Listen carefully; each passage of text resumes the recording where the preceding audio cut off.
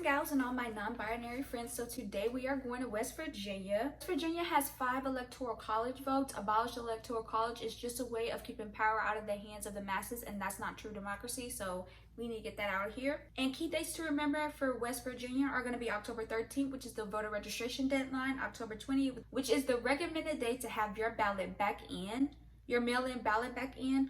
October 21st to October 31st, which is Halloween. It's going to be early voting days, no Sundays included. October 28th, it's going to be the vote by mail request deadline.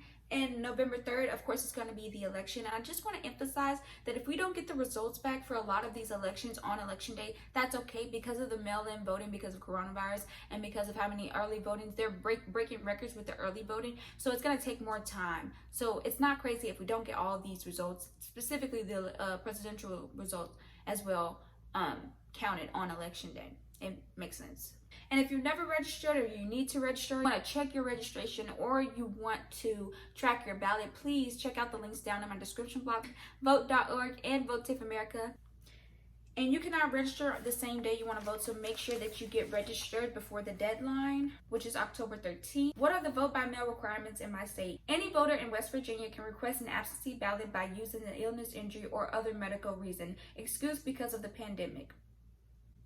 And you can apply for absentee ballot online, by mail, in person at your county clerks, but election officials must receive your application by Wednesday, October 28th. And again, they recommend you have your ballot back in by October 20th. Does my state require my ballot to be postmarked or delivered by election day? Absentee ballots must be postmarked by election day, November 3rd, received no later than November 9th, and can also drop off your ballot in person to the county clerk's office. What are my non-mail ballot return options? After receiving your absentee ballot, you can hand deliver your completed ballot at your county clerk's office. For hand delivery, absentee ballots must be delivered to the county clerk's office by November 2nd, which is the day before the election.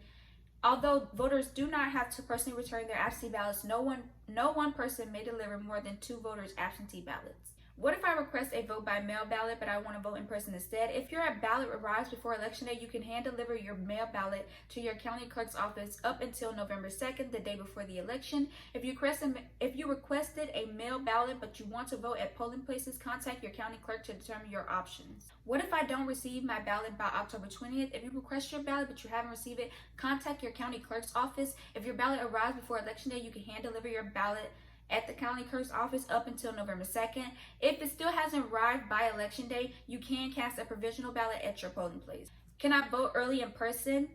Early voting in West Virginia starts October 21st and ends on Halloween. Sundays are not included at the county courthouse, annex, or designated community voting locations during normal business hours, and Saturdays 9 a.m. to 5 p.m. And if you are going to vote in person on election day, even though if you don't have to, please don't. You guys, unlike a lot of states, are privileged enough to not need an excuse to vote by mail. So please vote by mail because it's safer for you and every other voter.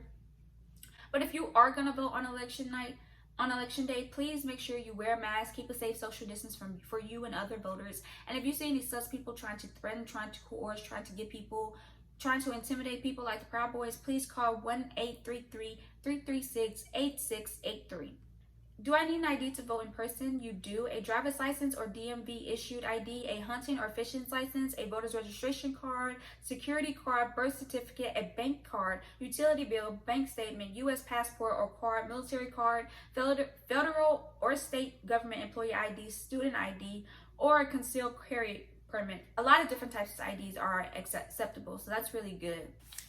In West Virginia, you guys have 17 out of the 34 state Senate seats up this year, as well as 100 of your House Rep seats up. So please check out Ballotpedia. The link will be down below to find out who's running for your House Rep and if someone is up in your district for state Senate. And your judges already ran in June, so that's already happened. There are no ballot initiatives. Y'all, please tell me in the comments if my hair looks crazy. I feel like it doesn't. Like, this is a side part closure, and I put it in the middle.